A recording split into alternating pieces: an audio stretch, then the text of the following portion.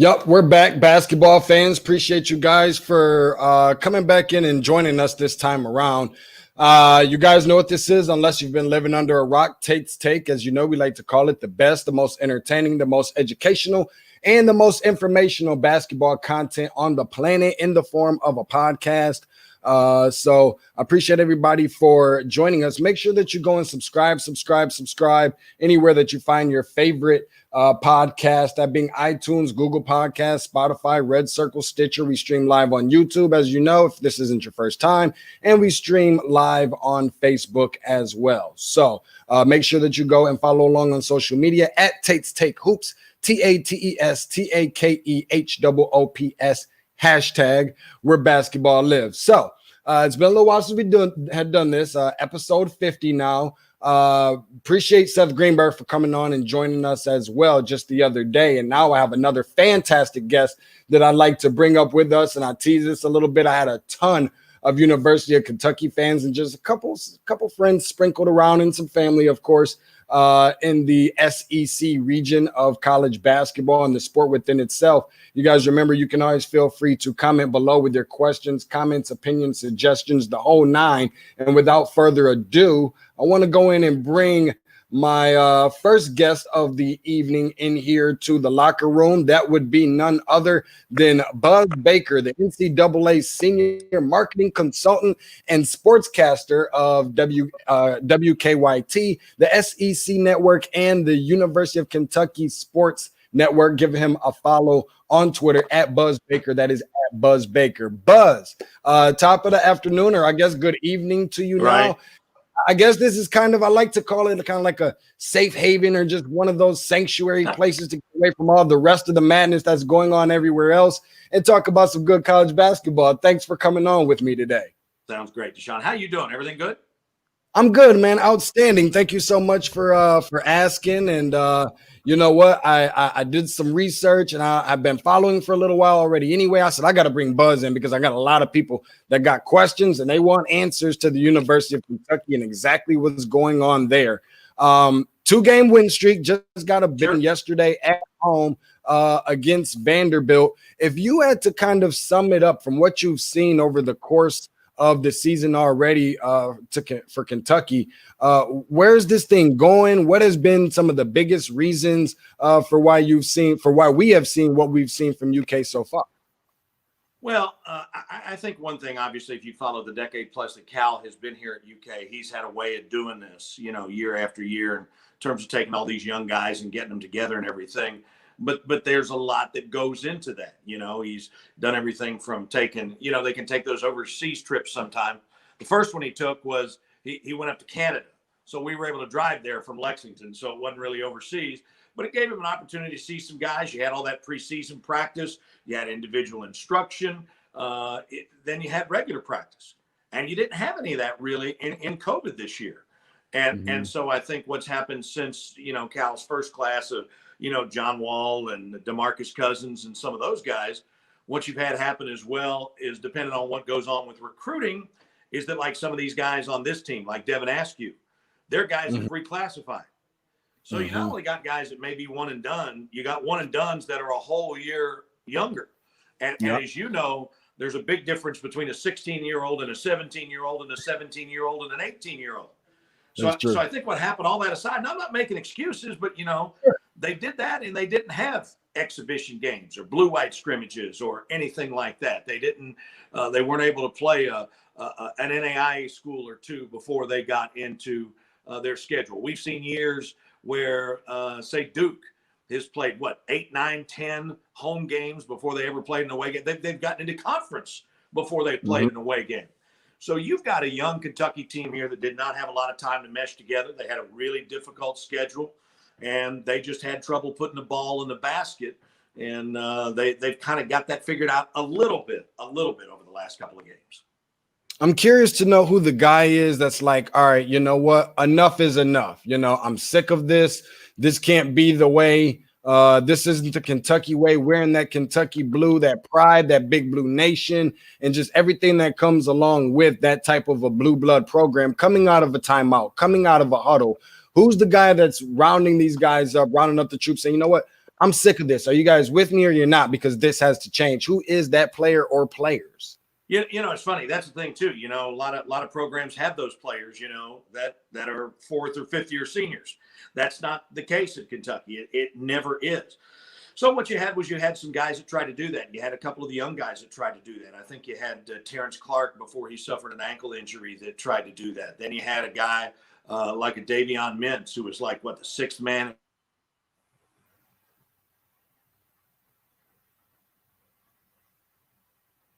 Back.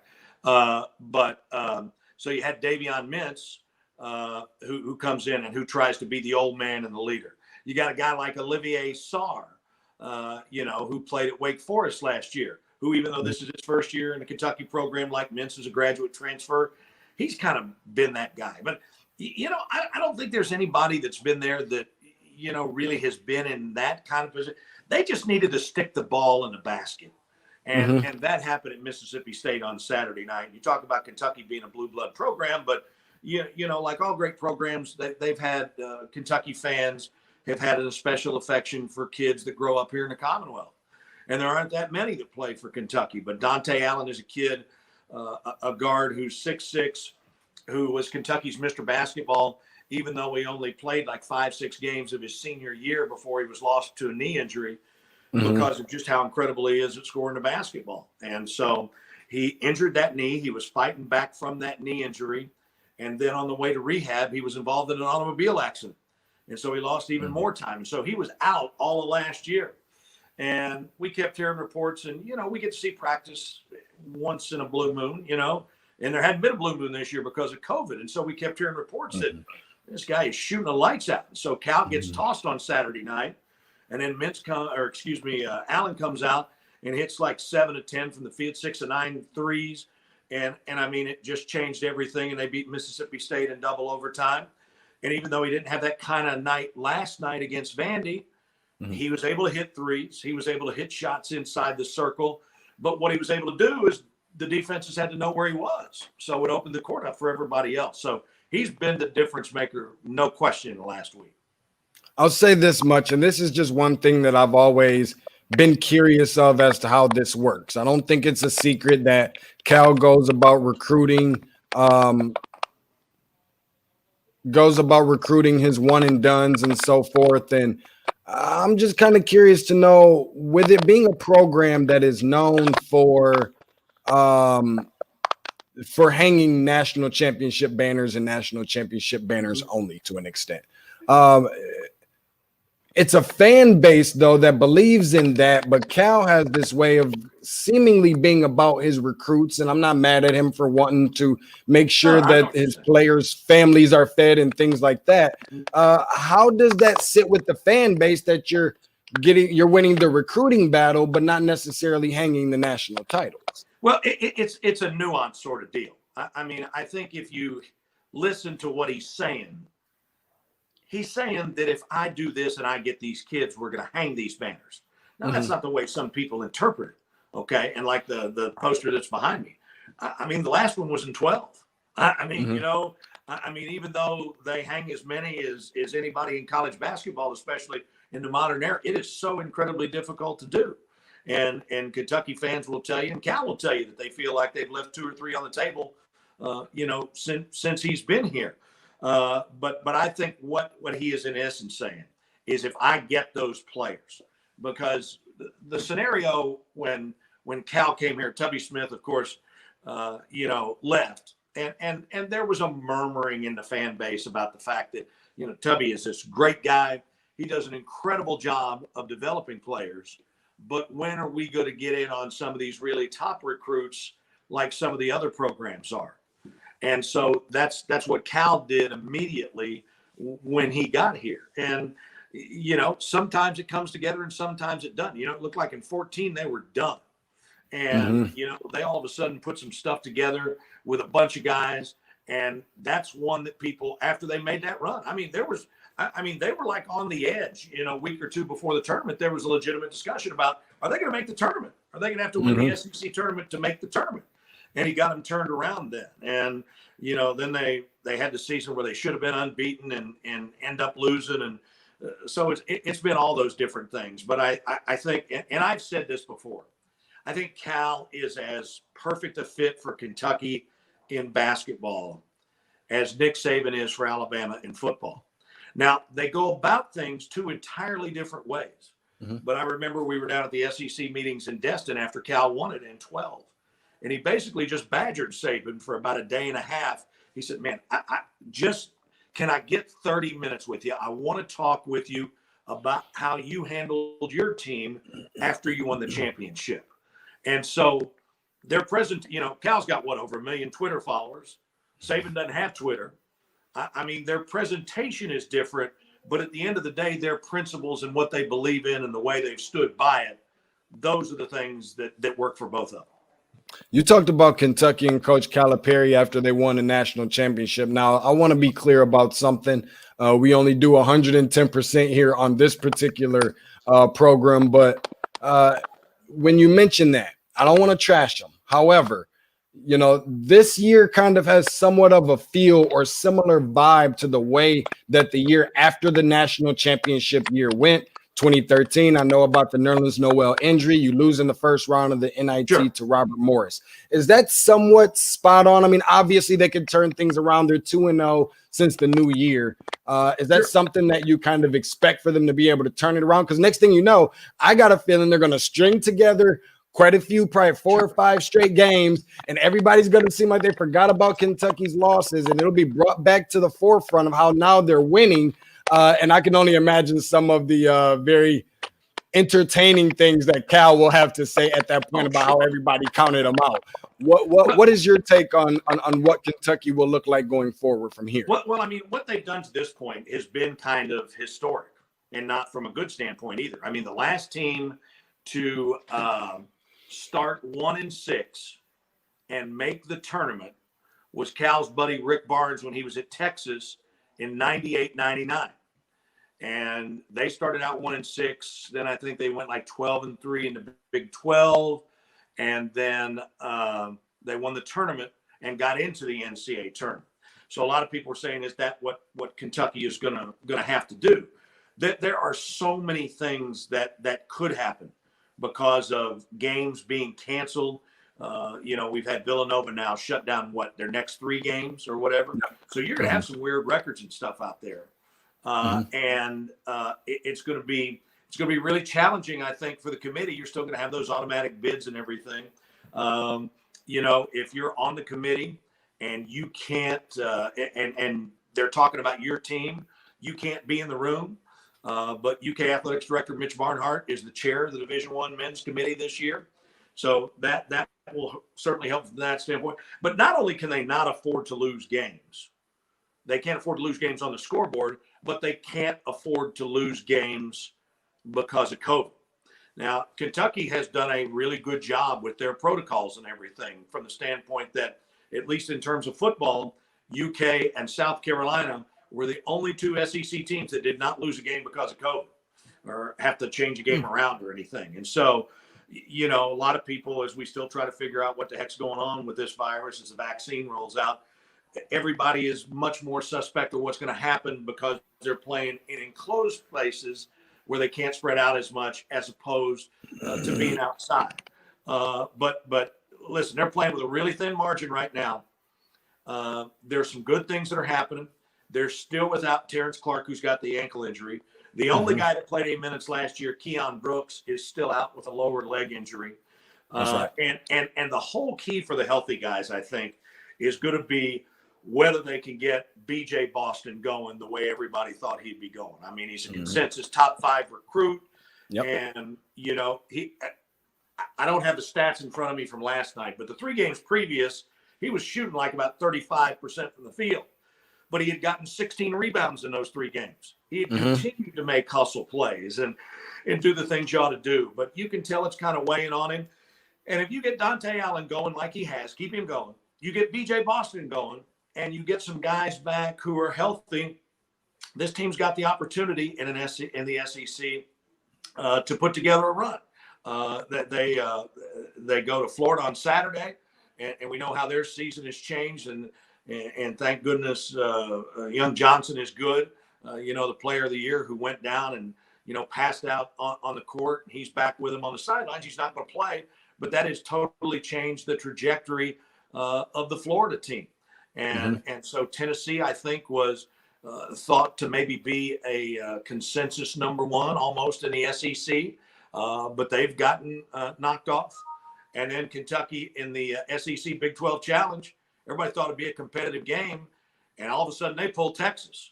And look at what Texas did to Kansas over the weekend. So there's a lot to still play for out there.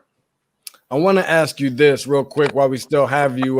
Buzz Baker in the locker room with us, NCAA senior marketing consultant and sportscaster for WKYT, SEC Network, and University of Kentucky Sports Network. Before I ask a couple questions maybe about around the SEC right now, sure, and or a couple of the University of Kentucky guys that are currently in the NBA. This is a Kentucky team that didn't win any games in the month of December. And if I'm not mistaken, the last time that Coach Cal led team started out 1-4, that was his first year in Memphis. He started out 1-3 his first 4 years. Followed that up by another 1-3, similar to what he's done this year, and then went on to win 2 games. Up next is over the course of the next 3 games, you go 2 of them on the road, 1 at Florida, 1 at Auburn, another one against the Alabama team that's been really, really tough. What has to happen for Kentucky to start out the calendar year of 2021 5-0? Well, that's a great question, and they've gotten some of those questions answered. And again, to talk about that start. Coming into last night's game, they had lost 2 in a row at Rupp. They lost to Richmond. They lost to Notre Dame. Last night was their first game at home since December 12th. Never had a UK team lost 3 in a row at Rupp Arena since the building was opened 45 years ago. Wow. So that shows you just how uncommon this is. Like I said, Florida's season is very different. But the thing that helps Kentucky, even those games that are on the road, we know the road isn't the road that it used to be, or that it'll be next year after we get this vaccine. So, the Rowdy Reptiles won't be down there in Gainesville. Bruce won't be able to fall out of the ceiling or rappel out of the ceiling and have 9,000 screaming people there. I'll tell you, Alabama's a really good basketball team. I haven't had a chance to see Auburn a lot, but obviously they have come out and announced that they're going to self-impose that postseason ban with some of the stuff that they're looking at. So you always wonder how that's affecting kids and everything. But I just think it's and listen, from where you participated, what guys do, it all comes down to confidence. And these kids, they came from all these high-profile programs. Correct. And some in college and otherwise, and they just hadn't had anything hit them like this before. I mean, it may go back to junior pro, I don't know, but most of these guys just haven't faced it. And I hate to use the term adversity, but they hadn't been shell-shocked like this on the court. And now all of a sudden it hits them. And the whole thing with Boston is confidence. I mean, the kid can play. We'll see if he plays up to those rankings, but he can certainly play and make a big difference for this team. But in order to do that, he just got to get his confidence going. And you've seen it with guys. They get out there and they believe everything that's going up is going in, and it does. And then you get on the other side of that deal, and even though you may have the elbow in and you're doing everything and you're going back to fundamentals, you can't get one to drop. And so I think that's going to be a huge key for this team. Yeah, I've been here in the metro Atlanta area for the past 15 years, and obviously had a chance to see a lot of Sharif Cooper, who is ineligible by the NCAA for Auburn, and obviously BJ Boston, Brandon Boston Jr. As much time as I have, sometimes I feel like while he does have the length and a lot of the tools, like you said, the confidence, maybe not playing with a whole lot of urgency per se, but certainly is a true talent. And has some things about him that you can't teach. And maybe I'm pretty sure you've heard some similar comparisons to Brandon Ingram and things like that as far as his game. But I really believe he's going to have to be one that's going to have to get it going if this team is going to be one that's going to want to make a strong push from here on all the way through till we get to the tournament. I want to talk to you a little bit about a couple guys that are now in the NBA, former Wildcat players. Let's start out with Emmanuel Quickly, who has clearly been like really tearing it up, playing really, really well for the New York Knicks, and wasn't really sure what kind of pro he was going to make. But it seems like, you know, no matter who it is, when it comes to Kentucky guards, you can never go against these guys. It's like, even if they don't seem like they're making out to be the best collegiate players, there always looks like they're going to be a better pro. Just kind of your take on that analogy to an extent, or an example, and even more so what you've been able to see out of Emmanuel Quickly on the NBA level. They're certainly getting that base, and they're getting prepared to be in the NBA. And it all comes down to, development. I guess the first guy from a guard standpoint, obviously was John Wall, who stood out. But then, Eric Bledsoe has continued to get better and better. He's been traded a little bit, but he's in there and getting it done. Devin Booker was a sixth man at Kentucky, and he ends up signing one of those big max deals. And so Quickly, and those guys, and the way that they played, you just look up and down the league and the roster, and it's not just the guards too. I mean, Bam Adebayo. Yes. Bam wanted to take care of his family, and when he left, nobody who takes in shows like this or tweets, nobody thought why didn't he stay? Why didn't he stay? Well, they just don't understand the whole setup that the NBA, not the NCAA, but the NBA has put in place. And, for guys to make their money, they got to be in there longer. And all of a sudden, in a COVID year, Bam goes out there, and I mean, he just tears it up. And he got what, 160 million or something like that. It's Julius Randle. Julius Randle, another guy. I mean, great dude. And but he's transformed his body. Somebody you guys remember from the ACC, Luke Canard from over at Duke. Luke most people did not think Luke was going to do what Luke did. And all of a sudden, he's a draft pick. His dad and I are friends from the same little hometown up in Ohio. And, Aaron Mintz is his agent, who is Julius's agent as well. And, I mean, a lot of people just didn't think he was going to do it. And then all of a sudden, he blows up, right? And he signs for $56 million guaranteed a couple of weeks ago. So those guys are getting that base. Those Kentucky guys are getting that base, and there's really some real recent guys. It's a lot of fun for Kentucky basketball fans. There's nothing like better than the season.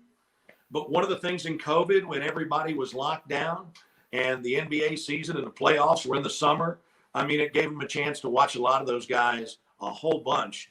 And they got to see, and I really love the NBA in that time slot as well in the summer. It's funny that you even mentioned Luke Canard, me as a bad boy Detroit Piston for life. So I obviously am very familiar with Luke Canard and his abilities and all those good things. But I even think that even broke LeBron James, if I'm not mistaken, I could be, scoring record for the state of Ohio or something like that at one point. But nonetheless, absolutely. And there are so many names, because the list goes on and on and on at the University of Kentucky. Even guys like Wenyen Gabriel, for crying out loud, making himself a really good home in the NBA as well. Just one more question for you while we have you here. When you have, players that are now teaming back up together, your John Wall and your DeMarcus Cousins, now having that opportunity again for the first time since they did at Kentucky, what are kind of your expectations? I mean, you had the opportunity to see them one-on-one, up close and personal. What kind of things do you think they're going to re-implement there while they're there in Houston as teammates once again? I think they both got a lot to prove. I think John, from the standpoint of his injuries and everything, and actually I've had a daughter that just graduated and is in nursing. I've got two daughters. Congratulations. Thank you. I've got two daughters over at UK. And John was in class with one of them this semester. Everybody's doing Zoom class. So they say, he was out there every day with his little man and his kids and just doing his thing. And so he's got something to prove. I've always loved DeMarcus Cousins. I personally love a player like Cousins, because I've always said, whether it's Little League or whatever, I always want an athlete or a person or a salesman or whoever it is. I want somebody who got pulled back a little bit, instead of somebody you got to kick to get started. And I agree. A nicer guy on the planet than DeMarcus. Now listen, he can he could get off the rails sometimes. Yeah. What that guy went through. I mean, he's like months away from a supermax. Okay. And then he has the injury, and then he has another injury. And so I think that they've just got to figure out what they're going to do with the distraction it is James Harden right now. And it seems like everybody, like a Harden or somebody, if they want to get traded, they'll find a way to get themselves traded. So before those two guys and other people can mesh, I think the organization's got to figure out, what they're going to do with James. I couldn't have said it better myself, man. Buzz, thank you so much for joining me here. Again, NCAA Senior Marketing Consultant and Sportscaster for WKYT, SEC Network, and the University of Kentucky Sports Network. Be sure, if you guys don't do nothing else, you want to stay in tune with Big Blue Network and all that type of stuff, everything going on with the University of Kentucky, make sure that you give them a follow. That is at Buzz Baker on Twitter, at Buzz Baker. Buzz, thanks so much for joining me. Deshaun, thanks so much. I just want to say something just real quick. Sure. The Atlanta Alumni Club is one of the biggest UK alumni clubs in the country. We love the folks down in the ATL. I usually come down once a year and do a preview. Wasn't able to do Catlanta. Right. And Great Television, who has been a great employer for me at WKYT. Our headquarters is proudly there in the ATL as well. And since you talked about Detroit, Dwayne Casey, who heads up your Pistons, when he graduated from UK, he worked in our sales department before he got into coaching. That was a very good move on his part to get out of TV sales and to get into coaching. That is too funny, man. That is too funny. Wow, man. Just so much information. We got to get you to come back on at some point again. I'm sure Kentucky's about to turn this thing around really, really quickly. Everybody's going to forget about it at that point. I just can't wait to hear the sarcasm / seriousness that's always going to come from Coach Cal in those moments. There you go. Be glad to, Deshaun. Thanks so much. Happy New Year. All right, you as well. Thank you so much. That was Buzz Baker joining us. Again, NCAA Senior Marketing Consultant and Sportscaster from WKYT, SEC Network, University of Kentucky Sports Network. Again, go and give him a follow at Buzz Baker on Twitter. And I want to remind you guys to give us a follow here on the show. If you like what you see, of course, feel free anywhere that you find your favorite podcast. That is iTunes, Google Podcasts, Spotify, Red Circle, Stitcher, streaming live on YouTube, streaming live on Facebook, the whole nine. Make sure that you guys go and leave me a review. You get an opportunity to leave some comments or up to a 5-star rating. Leave a rating, if you will. Of course, those always mean a lot to guys like me who's just trying to put some new things together for the year of 2021.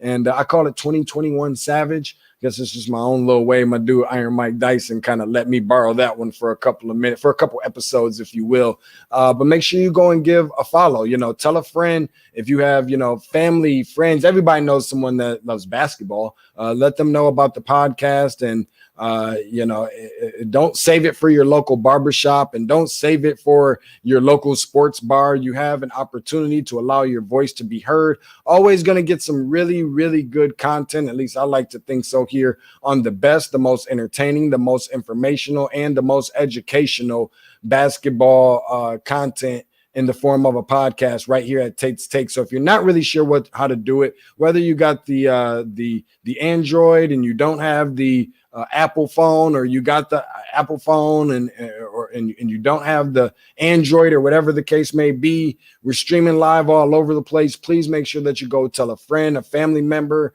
an enemy, whomever, whatever, mama, grandmama, and everybody in between, to where they can find the content, because you never know who you're going to get. And in fact, on a guest here, not only just coming up, we do have a good buddy of mine who I've definitely had the pleasure of doing some work sitting right next to him at Final Fours before. And when he pops up here in the green room, we're going to give him an opportunity to talk a little bit about some Michigan State basketball amongst some Big Ten as well, and pick his brain a little bit. Goes by the name of Graham Couch. So we're going to get ready to bring him in here in just a second. But you never know who you're going to get, here on this show. We brought Seth Greenberg in probably nearly 2 weeks ago. We've had Jay Billis on here. So many other names, so many important people. All of our guests are equally as important, and all A1 or A-list guests here on the show. We've got some Atlanta Hawks stuff that's going to be coming up within the next few days. Ken Segura is going to join us to talk about Georgia Tech a little bit. We've also got Fran Fraschilla, who covers for ESPN with covers most of the Big 12 games, calling those games. Fran Fraschilla is going to be joining us tomorrow. Dan Dockich is going to be joining us on Friday. So you never know who you're going to get. If you don't do anything else, tell a friend. Everybody knows somebody that loves basketball, man. So let them know where they can find it. And of course, as always, and per usual, at Tate's Take Hoops on the Twitter. That is TATES TAKEHOOPS, and we like to call it hashtag where basketball lives. And real quick, because I see my dude Graham is in the green room, so just real quick before we bring him on, good buddy of mine, Rob Hamilton, checking in with us on Facebook, saying one of the best. Now, I don't know if he was talking about Buzz Baker or if he was talking about Deshaun Tate in the podcast, but nonetheless, of course, we thank Buzz Baker for coming on with us and thank Rob Hamilton for checking in with us on Facebook as well. And you can be much like Rob Hamilton on Facebook and on YouTube, where we stream live to both of them as well. You could be just like him and be able to check us out and join us and be a part of the show, because you have a voice here as well. As you can see feel free to chime in with us. You're with comments below, questions, opinions, the whole nine. Feel free to do that. And without further ado, I want to bring my dude up in here, man, because this is our first time doing this. I said that I was going to pop it off for the year of 2021.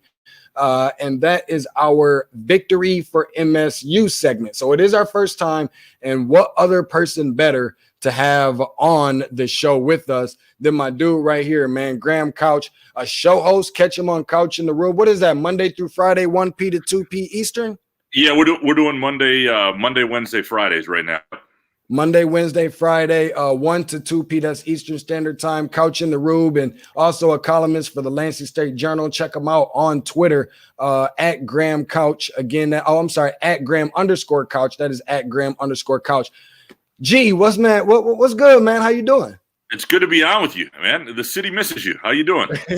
I know. I miss the city too, man. Not so much the cold. I guess I brought it this way with me the last time that I came and visited, but thankful for you taking out the time, especially such last minute, to be able to join us here. As I want to definitely get into quite a bit of Michigan State. I know a lot of people who are watching are probably rolling their eyes because they know exactly who and how I am about my Spartans. But a big time win that Michigan State really needed. They put together, much like as we just brought on Buzz Baker, who was covering Kentucky, 2 wins in a row, for them. And Michigan State is on that same route and opening up 2021 in really good fashion, obviously. But it was a really rough start, going 0-3 to begin the Big Ten. This is the back-to-back conference champions. What have you seen from the beginning of the season to where we are now, just in terms of just everything in general, struggles, weaknesses, strengths out of Michigan State, and some things that they've really kind of turned around within the course of the last 2 games or so that made them look a little bit different, and adding a number to the left side of the result column? Well, it's been a weird year in some ways, because they look so good against Duke, and I misread that game. I think, like a lot of people did, that they looked like a team that had a lot of parts that have been waiting their turn. They were matchup proof. They could hit you a number of ways, and then we find out Duke's a young team that's struggling, and that win doesn't hold up as well. Notre Dame, when they were dominant. I mean, in both those games, they had these really dominant stretches, right? They go 42-18. over Duke over a 15-minute span. There was over 7 minutes against Notre Dame. It was 26-0. And then you see teams like Western Michigan and Detroit and others give them fits. Oakland, and so then they get into Big Ten play, and right away Northwestern smacks them. Now Northwestern turns out to be a pretty decent team. They've had some good wins since, but clearly there were some issues there, and it began at the point guard, Rocket Watts, who I still think could be a good lead guard. I think this was a weird year. Like he really needed an off season, right? I mean, you're talking about a guy who, he in a normal off season, not only do you get the full September, October, all that stuff, but you get the summer where you're playing with your guys, and that's where there's a pecking order established. That's where you figure out how you run with certain guys and who's better, who likes to be with who, where guys like the ball, all that stuff. And they had a lot of new parts. They didn't get that. And you're seeing that, I think, with a lot of teams that are struggling that have talent, right? You see that with Kentucky and Duke and other teams that new pieces that didn't get that. And if you get an Iowa or a Wisconsin or Illinois with a lot of guys back, it's not as big an adjustment. And there are certainly exceptions. Michigan's been really good, for example, with a lot of new pieces. But so what then happened is they struggle. They lose to Northwestern. They lose to Minnesota in a game. They just kind of get punked, and Minnesota goes off on them. And they make the move to A.J. Hoggard, a freshman at point guard, and that has helped. But I think the bigger thing is Aaron Henry. When he plays well, he's a difference maker for them. We saw it against Duke when he played 35 minutes. He was great against Nebraska. And then this last game against what I think is a very good Rutgers team that had already beaten Illinois, been close with Iowa. He was unbelievable. He had 20 points, 8 rebounds, several blocks, several steals, just dominant on both sides, very efficient offensively, 8 for 13. But it wasn't just that he made 8 shots. It was the 13 shots he took were all his game, nothing forced. They were able to get out and run. They played great defensively. They rebounded well. And so that I still question them when they get against a team that's going to force them to beat them in the half court, how that's going to look for this team. So there are questions, but they went from a team that a few days ago I thought looked like a bubble team to a team that now I think is shows it can throw a punch against, the upper tier of the Big Ten still. Yeah, Michigan State, a bubble team. I'm not sure that I've heard that very often over the course of the last 22 years, but this is one of those weird years, kind of like you said, with not just the pandemic, but just everything in general. I mean, we have a little bit better feeling, obviously, this year of who the best team in the country is. I'm not sure if everybody's in a rush to cut in front of that line to say that Gonzaga is going to be the one to definitely, whip out their Sharpie marker and write them in as the national champs or anything, considering their previous history. But even dating all the way back to last year, where there was just no clear-cut favorite, we've seen so much craziness. And Duke loses at home to Stephen F. Austin. I mean, we've seen a little bit of everything throughout that since that time. But speaking of questions, and I'm glad that you mentioned questions, because one of the ones that I have, and just a couple of people that I know that are diehard Spartan fans, is between guys like Marcus Bingham Jr. and Foster Loyer. Okay, we don't do anything on this program but do 110%. I was under the impression of just me personally feeling like those are two guys that probably, more so Bingham more than Loyer, but probably should have transferred like yesterday. Not seeing these two guys get in the game for very much time, specifically being Bingham. And then you have Foster Loyer, who got his 5 minutes on yesterday, but typically gets a little bit more time than guys like Bingham. What has been the issue between these two guys? Because I've heard so much over the offseason about how much improved guys like Foster Loyer was, and I'm just not sure that I feel very confident in the fact that he's lived up to that exactly. Well, I think he is much improved. The problem for him is his ceiling is still here, right? I mean, it's so you kind of, and Tom Izzo's alluded to it, you kind of know what he is and what his role is going to be. And one of the things that happens when you certainly that's matchup dependent to certain degrees. Like when you see, a team like Rutgers, which has good athletes and quick guards and can get into you, that's not a great matchup for him. And certainly one of the other problems is they haven't had great rim protection, which plays into Bingham a little bit. And that, some of the lineups they put out there with him aren't very good defensively. You got to have strength elsewhere defensively to have Foster Loyer on the court. And he's been okay at times. I thought he was really good in that Duke game, helped turned it a little bit. But there's no question that, and he's got to shoot more. I mean, that's why he's a Division I player. Is he was a prolific high school shooter. The man, when he has an open shot, should just shoot. And he can move the offense. He plays with grit. But what happens when you decide A.J. Hoggard is going to be a freshman point guard, is going to start getting 20-plus minutes a game, those minutes have to come from somewhere. And right now, a lot of that is Rocket Watts, who's playing about 15 minutes. But Rocket's going to be in the 20s here shortly. And then you look at Joshua Langford. Some will probably eventually come out of him. And Gabe Brown has struggled here and there. But Foster Loyer is certainly somebody who is not going to see 20-plus minutes a game regularly, I don't think. There might be a few matchups that work for him. To his credit, I think originally, and this is before the pandemic struck, he wanted to prove he could do it at this level. And there's no doubt it was a miss on a recruit because obviously, otherwise, if you have a junior point guard replacing a guy like Cassius Winston, that guy's supposed to be ready to start and be your guy. And that's not where this is. But that said, I do think he's played well enough. I think he's the type of kid who doesn't want to leave. He understands his limitations. I've questioned at times whether he should. The thing for him now, though, is you're not going to have to sit out if you leave after this year. This year doesn't count against you. So a kid like Foster Loyer can look at the end of this year and say, do I want to go play 2 more years somewhere else and go play at a mid-major or whatnot? And Bingham is, I think Bingham they were really hopeful about, and they still haven't given up entirely on. He played a little bit against Rutgers, and he had a couple decent moments, got to the free throw line. But it is Mady Sissoko, the freshman, who plays more and more minutes, and he's a guy who looks like rim protection when he's on the floor. Now, he may maul you, but he protects the rim because he's in your head. Like you could see it against Rutgers. The McConnell kid is driving the ball, and he glances over at Sissoko and decides not to go at – that is rim protection without having to block a shot when you're in somebody's head. We've all been there when there's a big dude on the court, and so that was supposed to be Marcus Bingham, and he has limitations to who he is. I was talking to Draymond Green for a Q&A within the last couple of weeks, and he still has hopes for Marcus Bingham. Like he still looks at Bingham and goes, there's a guy that boy, when you look at his length and you look at his skill set, if you get the strength right, like that's a guy who could be a pro. The problem is it's got to be strength, a lot of it, and it's got to be feel. And I don't know that he's somebody, and Izzo said this, who truly loves the game. A lot of big guys don't necessarily do.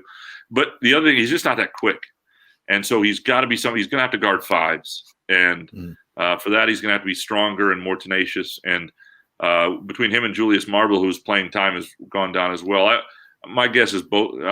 I don't know if both of them will leave, but I would be surprised if both of them are back next year.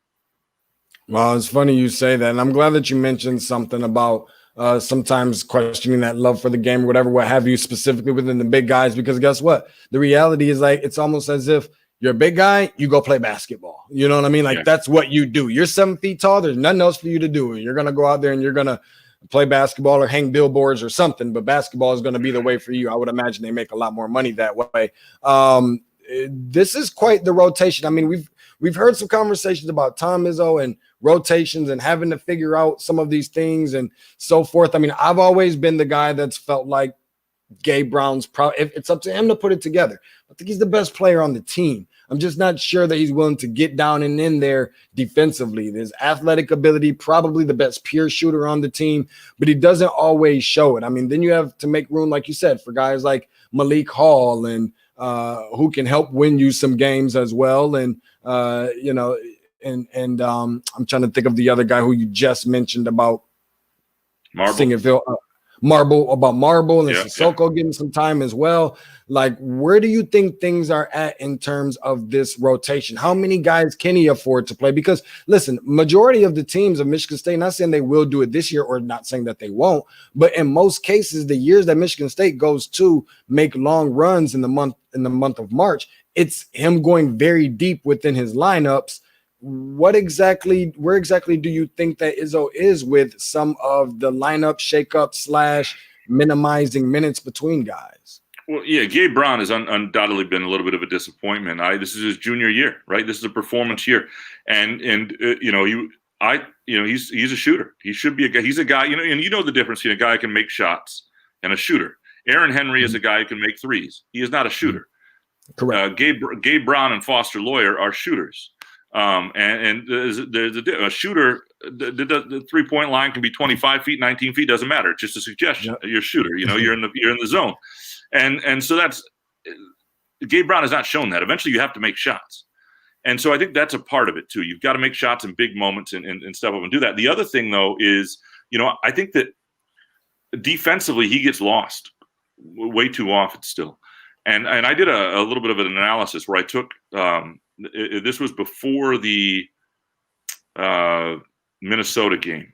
And what I did was I took there were 8 stretches of basketball in their wins over Notre Dame and Duke, and losses to Wisconsin and Northwestern. Or maybe that was it. It was those 4 games. There were 8 stretches of basketball in those 4 games that had kind of determined them. 3 positive, 5 negative. And I took those 8 stretches and I did a minute's breakdown. Who's on the court when things are going well and who's on the court when they're not. And it was a little revealing. Like Aaron Henry is got to be on the court. Joshua Langford was on the court most of the time things went well. When things were going poorly, Gabe Brown was almost always on the floor. And he was rarely on the floor when things were going well. It's not to say he didn't have a few moments. I thought he did against Duke, and he's had so it's not a perfect sample size, but Gabe gets lost a little bit. And Joshua Langford, though, he's got a hit shot. One of those guys has got to hit shots for them and become a knockdown shooter, and whoever that is going to get those minutes, I think. Malik Hall proved what he did against the Ron Harper Jr. At Rutgers. I mean, Malik Hall is a player and a two-way player who can, especially defensively, you need him matchup-wise. He saves you a little bit, and so he's going to be out there and he's going to play the 4. They've got a lot of issues with not having guys who are that much better than the other guy. And Aaron Henry's got to be out there. Rocket Watts, that's got to be one of your dudes if you're going to get anywhere. Joey Hauser's a crafty scorer. You got to have those 3 guys rolling to get anywhere. You'd like Langford. I don't know if he's ever going to be the same player to be part of that. You'd like some other guys, but outside of those 3 guys, I think a lot of things. And now Hogard is going to start at point guard. There are a lot of things still left to be determined. And we've seen it though with Kithier, who, the thing about Kithier, people hated having Kithier out there for a while. And I think the last 3 games, you've kind of seen why he's valuable. Like he has played really well. He is in the right places. He's a humble kid. Like he's like the opposite of me. I am a delusional player, right? And and Kithier is the exact opposite. He knows he's limited. Like that's not a kid who's going to transfer. He's going to get everything out of himself at Michigan State and then go have a great life somewhere doing something. Like he gets it. He's a 6'8" dude with a 6'8" wingspan who's semi-athletic. But nobody has proven, like, that's the problem with those other big guys. You may have more gifts, but if you're not in the right place, if you don't set the screens and roll hard, if you don't cover mistakes defensively, like one of the things last year, the reason he started next to Tillman at the very beginning, and is Tillman and him played off each other the best. And Tillman would talk about, that's the guy who's the closest thing to me cerebrally. And so, yeah, he's not physically who Tillman was. But when you're talking about trying to cover up for a mistake, you need somebody to be there. More, you can have all the bounciness and length in the world, but if you're not where you're supposed to be, it doesn't do you a whole lot of good. Yeah, you breaking down, my dude Graham Couch breaking down the different dimensions and dynamics between being a shooter and guys who just can shoot the ball. I've played a little pickup ball with my dude Graham, man. He knows all about being a shooter. Show host, Couch and the Rube for that show, and obviously a columnist as well from the Lansing State Journal. Give him a follow at Graham_Couch as he's joining us here just for a couple more minutes in our Victory for MSU segment. Obviously, Michigan State basketball, and just based off of a couple different things that that you've mentioned with a few of these different guys. And who's the guy that is I'm not sure if there is a go-to guy. I don't know if the go-to guy is just whoever has the hot hand that night. Who is the guy that essentially, after I think it was the Minnesota game, that put the icing on the cake for 0-3 start? Who's the guy on this team that's, coming out of that timeout, coming out of that huddle? Enough is enough. I've had it. This is not the Spartan way. We have to re-implement that Spartan pride, that stand and fight. We're the back-to-back Big Ten champs. This is the Big Ten, the best, the most physical, and most competitive league in NCAA. Who is that guy that's like, I'm tired of this. I'm fed up. Are you guys coming with me? Because I'm ready to go out there and go to war and get back to the Michigan State brand of basketball that this was built and established on. Who is that player or those players? So it's a complicated question in this sense that Aaron Henry may be their best player, but he's not their go-to guy. And what I mean by that is defensively, he changes everything. And offensively, on the break, even his ability to hit mid-range jumpers and get in the lane, best player. But if you need a bucket in the half court, If you need a bucket right then, he doesn't handle the ball well enough. He tried to cross over through a mob yesterday and turned it over. Yeah, He just doesn't. I mean, that's just not his. So if you need a bucket, where are you going to go? You're going to give it to Watts and let him create and try and score. Rockets it, and the other guy, Hauser, though, is and I'd like to see more two-man stuff with Hauser and Rocket, where you're using some reverse ball screens and getting on that outer third of the court, because the inner third in college basketball gets so congested, and that's what Watts has struggled with, when you're up at the top of the key. But I want to see those two playing off each other, because offensively, those are the two most gifted scorers you have, and their own strengths and what the pressures they put on defenses can help each other. Because Hauser, is a pick and pop guy, and I also think he's a crafty guy in the post. Although there are matchups you can put on him that makes life difficult for him. But I think it's Rocket Watts. He's the guy that you listen to Mike Krzyzewski at the end of that Duke game. That's the guy that scares you. That's the guy that when he gets going, that makes them different. And so I think that's ultimately why he's going to have to play more than 15 points a game. He eventually probably will. I don't know if he'll start. I think he'll be okay coming off the bench as long as he's playing minutes at the end, because I do think there's value for a guy like Hogard and with playing with Langford at the beginning. You're a freshman playing with a more traditional two who is just easier to play next to than maybe a guy like Rocket Watts, who can do a bit of everything, including the job you had. Like Rocket Watts to me has a better feel for point guard than Keith Appling did, and he is a sophomore, and Keith Appling was fine. The difference is that team had Draymond Green they could run through. And so that they don't have that guy who just sees the floor and such a dominating force but yeah, I think offensively in the half court it's different than it is in who's their best player just overall. I feel like when you're talking about guys like Hogard, putting him in there in that position. I know Izzo doesn't play freshman like a ton traditionally, but him being a guy that, I can't say this because he's told me or anything like that, but just it has that feel of, well, you know what? I'm going to go out there. I mean, what's the worst that could happen? I go out there and mess up and be on the same playing field or wavelength as everybody else. He's playing with some confidence. He's got a nice body. He's dropped some pounds, and he can do nothing but go up from here. A lot of similar comparisons, at least I think so, to Denzel Valentine. Not so much just underrated vision, but I also think that nice, good body that he has on him. And then, when you mention guys like Thomas Kithier, now I will bring on Rico Beard, I think sometime this weekend. He was a guy that told me by the time that Thomas Kithier hangs it up, he's going to be a 20-12 guy. Now, I don't know if that was 12 turnovers and 20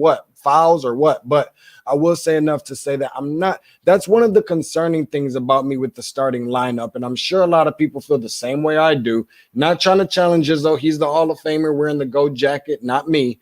But who's looking over, during warm-ups pregame and looking over there and seeing Thomas Kithier in the starting lineup and is kind of afraid of that, or even this Michigan State team, for crying out loud, from everything that we've seen almost leading up to this point.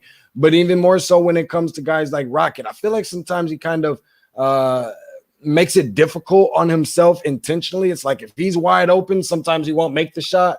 But if he's driving to the basket, similar to the way he did last night, and he's got two guys on him, he can make that shot because he's so used to being challenged with floaters. Meanwhile, there's two other guys out on the perimeter doing jumping jacks, looking for the ball. So, and where is Rocket at? Sometimes I'm curious to know what he's thinking, just literally out there thinking when he's on the floor. We know the type of dynamic offensive player he is.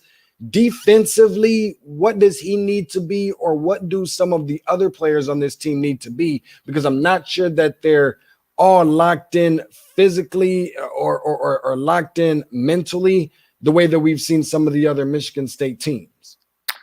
Yeah, and when you talk about guys who intimidate when they dig into you, I mean, Watts is a guy who gives you a look, and it's like, I remember, Izzo yells at Watts differently, right? It's like, I don't know about this guy, and then he does Aaron Henry, who has a, more of a sympathetic face and whatever. But Henry and Watts are guys who, when they're out there, they make people uncomfortable with their athleticism, and when they take the court, they look like dudes you don't want to deal with. And Kithier is never going to be that guy, but I think people learn quickly that he's a pain to deal with. He's always finished well. He finishes quick.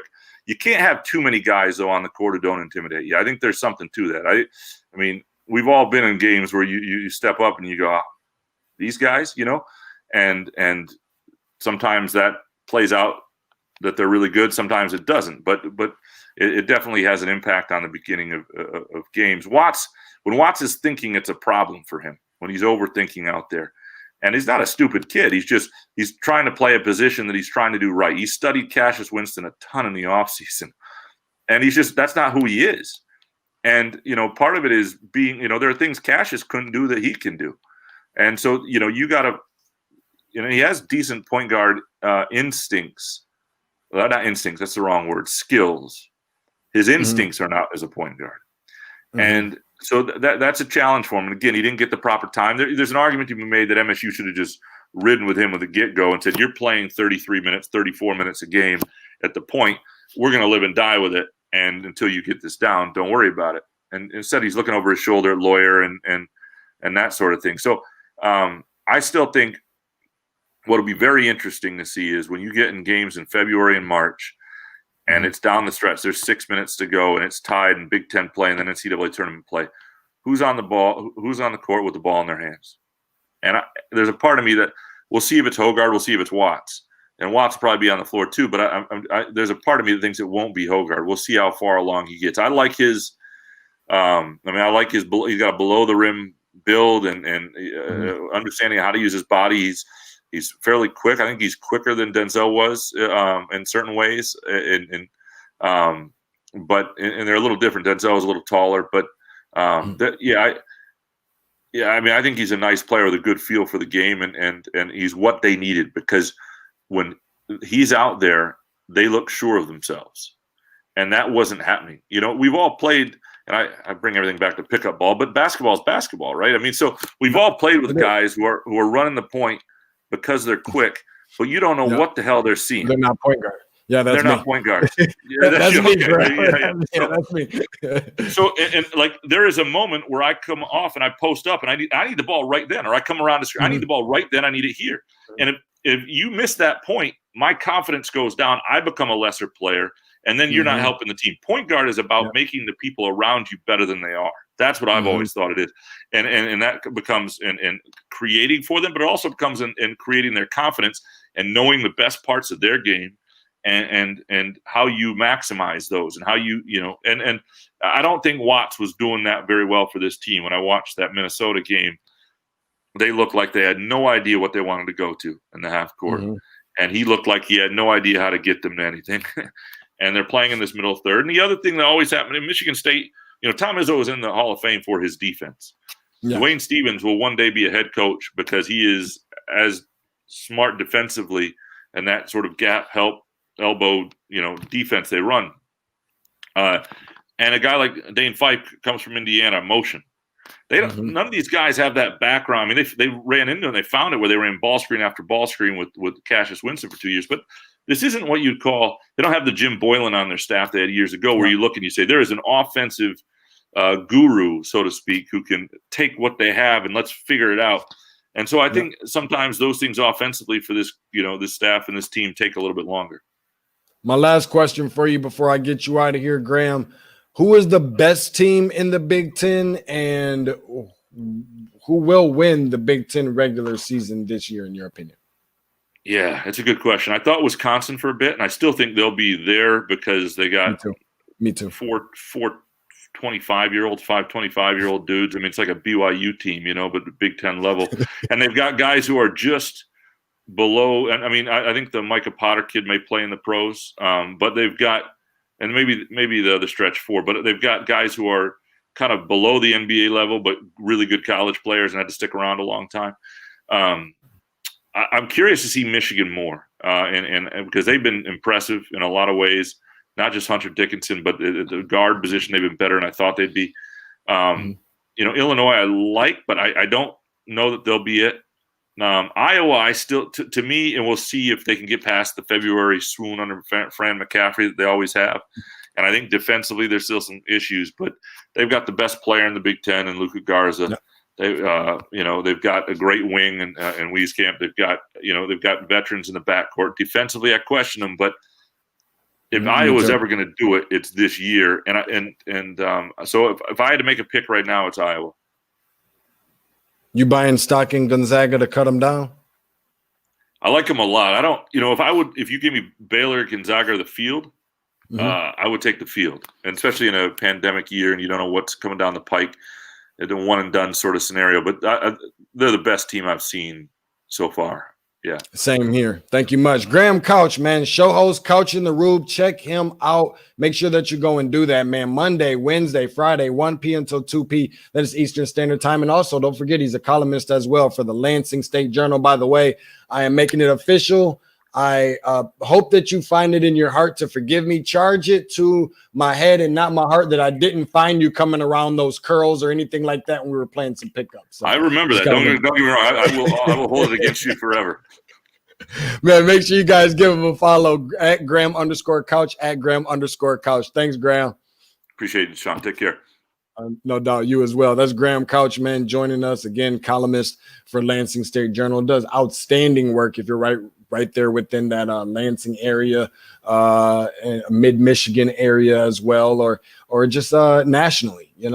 Dude is known nationally, man, and obviously Michigan State is a national brand as well, and does a phenomenal job with a lot of the work and the things that he puts together and different writing samples and so forth. And you can learn quite a bit. I know that I have. So that's everybody on today. I appreciate everybody. We ended it right at about an hour today. So appreciate everybody for joining. Those of you who have joined live on Facebook, I see you out there, as well as on YouTube. Thank you so much for doing so.